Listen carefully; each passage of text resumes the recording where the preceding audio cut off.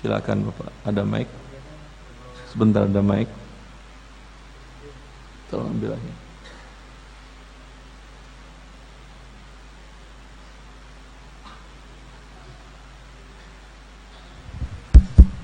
Assalamualaikum warahmatullahi wabarakatuh. Assalamualaikum warahmatullahi wabarakatuh. Tadi Pak Ustadz sampaikan bahwa pembagian yang telah ditentukan itu harus amil, Pak ya? Harus melalui amil. Lalu Kalau hartanya yang harus diserahkan harus melalui amil, kata Pak Ustadz. kurang jelas. Setelah ditentukan pembagiannya, setelah dihitung. Coba jangan pakai mic biar jelas. Enggak apa-apa, saya sampaikan ke mereka.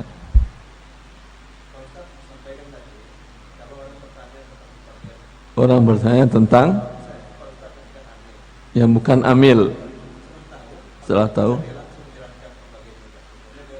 ya, orang yang muzaki, dia bertanya berapa zakatnya dan bagaimana cara menghitungnya, dan dia tahu kemudian, bolehkah dia langsung menyerahkan tanpa melalui amil, begitu. Baik. Yang ada di kaum muslimin dari masa dahulu, amil itu narik zakat, bukan nunggu zakat. Bukan nunggu. Siapa yang ambil pertama adalah Rasulullah SAW yang langsung SK-nya Rasulullah yang menurunkan dalam Qur'annya. Allah mengatakan kepada Muhammad SAW, "Khudh min amwalihim."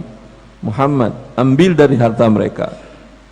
Dan kemudian Rasulullah pun mengirim para sahabatnya ke kota-kota yang lain, ke daerah lain untuk narik. Ya. Maka ada penjelasan para ahli fikih, dan ini masih terus dilakukan oleh kaum muslimin dari masa ke masa. Para ahli fikih ada menjelaskan amwal zahirah, amwal batinah. Yang diambil oleh amil zakat itu adalah harta-harta yang tampak. Apa harta yang tampak? Seperti hasil pertanian, kan kelihatan sama orang seluruhnya. Maka amil zakat tadi dia memperkirakan ini padi ini berapa hasilnya. Dia tarik, dia ambil sekiannya. Ini dihitungnya sapi milik orang ini, berapa ekor? Oh, sekian, ditariknya. Dihitungnya kambing tadi. Berapa? Untuk amwal batinah, sepakat para ulama itu bukan urusan amil. Tidak bisa amil tarik. Seperti uang rupiah, emas, perak Anda. Bisa amil ngitung? Tentu kalau dihitung dia masuk ke rekening Anda dan masuk ke brankas Anda, dia buka satu persatu. Ini kan privasi, nggak boleh orang tahu. Islam pun menghargai privasi ini. Untuk amwal batinah, ijma' para ulama, orang yang bersangkutan yang mengeluarkan, yang menyerahkan, bukan ditarik oleh amil. Kalau yang tadi enggak. Kalau yang tadi amil tadi bawa truk, datang ke sana, angkat sapinya, angkat kambingnya, begitu. Paham? Tapi kebijakan Kementerian Keuangan Saudi Arabia yang membawahi zakat juga, Masalih Zakah nama dirjennya, itu uang rekening tidak, rekening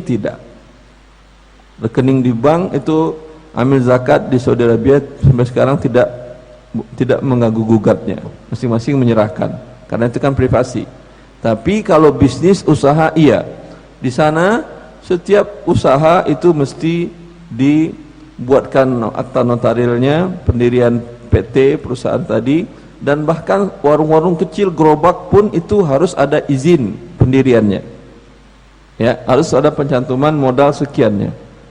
Ya, dari modal ini kan negara bisa mengecek sudah berhak berzakat atau belum. Dalam setiap tahun untuk memperbarui surat izin usaha tadi, ya, itu harus dilaporkan bukti pembayaran zakat ke lembaga negara tadi untuk bisa diperpanjang SIUP namanya, surat izin usaha. Kalau tidak disertakan itu, maka tidak bisa diperpanjang izin usahanya. Ini kan berarti wajib dan ditarik dan diatur oleh negara. Jelas Bapak? Jelas pembagiannya mana yang kita lakukan sendiri, mana yang tidak. Ketika negara tidak mengatur, seperti Indonesia mengatur hal ini, enggak kan? nggak ada hubungan sama sekali kan ya. Ya, Anda mau berzakat mau tidak, semua urusan kan lancar. Ya, maka tidak ada kewajiban Anda harus melalui amil zakat. Kalau Anda bisa sendiri. Cara menghitungnya tentu kepada yang ahli. Boleh. Kalau ngitungnya nggak ahli, di akhirat dihitungin sama malaikat pakai palu gada, pukul kepala kita masing-masing kalau salah menghitungnya. Jelas? Allah Ta'ala.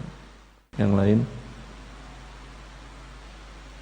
Karena dan pun itu, setahu saya yang di Arab Saudi, sebuah perusahaan kecil atau besar yang sudah sampai wajib berzakat itu tidak 100% mereka menyerahkan zakatnya ke negara.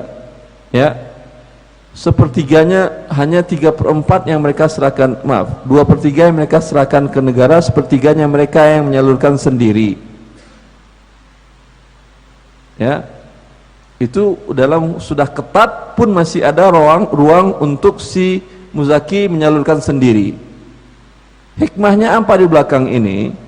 Yang sepertiga ini kalau diserahkan negara yang menyerahkan, tentu belum tentu sampai kepada karyawan perusahaan tadi, kepada orang-orang sekitar perusahaan tadi, iya atau tidak. Tapi yang sepertiga tadi bisa, sehingga sebagian perusahaan di sana, saya tahu seperti perusahaan teman-teman yang bekerja di Toyota Saudi Arabia, itu mendapatkan, yang muslim mendapatkan gaji tambahan dari zakat. Di sana UMR mereka sekitar 4.500 kalau buat keluarga di sana, 4.500 real. Sedangkan gaji yang dari Indonesia mekanik itu cuma gaji 2.500, kurang 2.000 real. Biasanya per bulan ada tambahan dari zakat sebanyak 2.000, maksimal 2.000, kadang 1.800, kadang 1.700, tergantung zakat dari perusahaan itu setiap bulannya. Ya, dengan demikian menarik bagi non muslim untuk jadi masuk Islam. Yang muslim kan dapat tambahan gaji 2.500, UMR 4,5 dapat tambahan 2.000. Yang non muslim tentu tidak boleh dapat zakat, hanya gaji saja, gaji mereka segitu saja. Maka apa solusinya? Masuk Islam? Iya. Ya udah, ngapain saya jadi kafir juga, negara sini gaji kecil, masalah sholat nggak sholat kan urusan dia. Ya atau tidak? Hari ini si fulan masuk Islam, Jumat depan si fulan masuk Islam, ya, dari Filipina, dari India, dari mana-mana yang kerja di sana masuk Islam karena dapat tambahan gaji dari